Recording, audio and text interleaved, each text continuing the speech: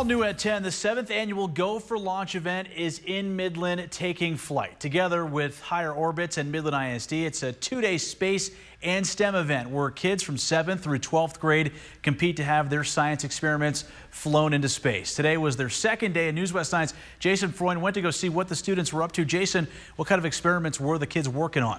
Alex, the kids were working throughout the Abell Junior High School library. They were working on all types of experiments ranging from bacteria to insects to renewable energy. They even got the chance to work with a retired NASA astronaut. There are 7 teams in total, with the students forming them themselves. At the very beginning, students were given their goal to work towards. They will design science that can be conducted in microgravity in just 2 days, something that takes a lot of researchers, not even just days or weeks, decades sometimes to create. Teams were given absolute freedom and were encouraged to let their creativity run wild, which led to some out-of-the-box thinking. So we're focusing on the effects of zero gravity on ant colonies and how their tunneling is affected by that. We are working with rhizobacteria to measure the nutrient intake of plants. If the experiment does prove to be successful, it can hopefully in the future be used as a refueling system for satellites and rocket ships. For some teams, they knew what they wanted to do right off the bat, but for others, it took some more brainstorming. We're thinking about doing aquatic things at first, and then it kind of drifted into plants, which then we settled on a nutrient boosting plant, and then we kind of dove into like the bacteria.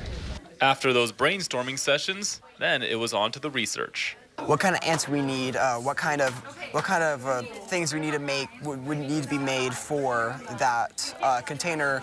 How would they be stored? How would they be taken up to space, and how would it be affected? And after the research came the experimentation. We're going to have 2 bottles of water, 1 full, 1 empty, and we're going to have tubing in about the middle section. And the plan is we're going to have an air compressor go ahead and squeeze the full water bottle and send water into this empty water bottle. Projects like this not only get students into the mindset of an astronaut or a scientist, but it also allows them to learn in an environment that isn't just sitting at their desk with the textbooks out, giving them a creative outlet that will only help them in their future schooling. Students connect what they're learning in the classroom and books to what they're actually going to do out in the real world. And that helps keep them motivated to keep studying all these topics as they get into high school and college. And so it's really fun for us to be able to provide kind of that pathway, that conduit. 2 winners will be picked from this event, and they will be going on to the finals.